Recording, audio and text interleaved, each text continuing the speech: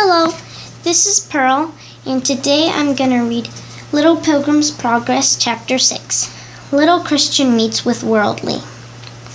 Not very far from the city of destruction there was a hill, and beyond the hill a little village. In this village lived a number of people who called themselves the king's servants and pretended to love and obey him, although they did not really care about anything but their own pleasure and safety. They had been afraid to stay in the city because of all that the strangers had told them, but they did not wish to have the trouble of going to the king's country, so they built houses and made fields and gardens for themselves beyond the hill, and fancied in that place they were quite safe.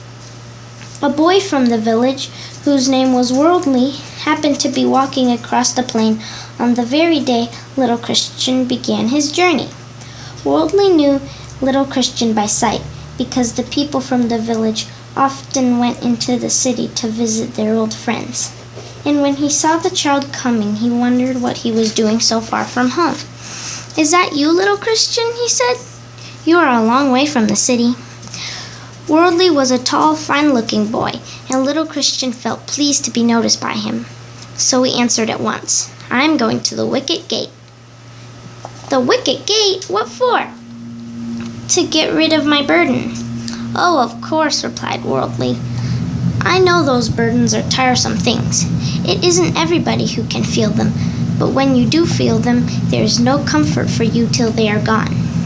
Little Christian was surprised to hear Worldly speak in this way, for the boys and the girls in the city had all laughed at him and had declared that his burden was only imaginary. "I hope I shall not have to carry it very much longer," he said. "I am making haste to the wicket gate." "Who put it into your head to go there?" asked Worldly. "I met a very kind man named Evangelist, and he told me to go." Worldly laughed. "He may be very kind, but he is very stupid. I know him quite well. Look here, Little Christian. I can tell you a much better way of losing your burden. Don't you trouble to go all of that one journey." "Yes, you see, I know exactly what Evangelist said to you. He tells everyone the same thing. You have been in that horrid slough already, and if you go through the wicket gate, you will find worse troubles than that. There are wild beasts and all sorts of dangers, and very likely you will just die of hunger and fatigue." "But my burden is so heavy," sighed Little Christian. "I must get rid of it, and Evangelist said that was the best way." "Well, of course you can do as you like," replied Worldly, "but I think you are very silly. How did you ever know that you hadn't a burden at all?" "Had a burden? I read in the king's book that everyone has a burden." "I thought so. That book is all very well for clever grown-up people, but little boys like you can't understand it.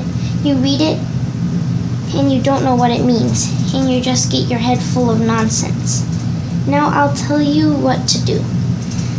I wouldn't go back to the city, because you will always feel frightened, and it really isn't a very nice place to live.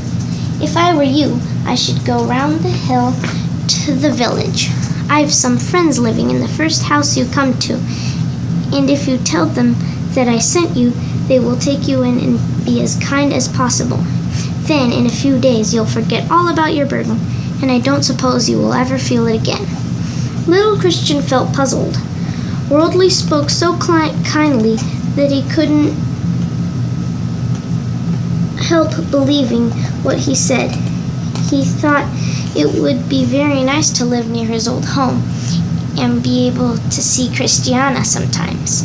"You can't do better than take my advice," continued Worldly. "Never mind Evangelist. That is the way past the hill. You can't mistake the house because it is the first you come to." Then he put his hands in his pockets and walked off whistling a merry tune, and Little Christian forgot all about the king and his message, and turned away from the wicket gate to go to the village beyond the hill.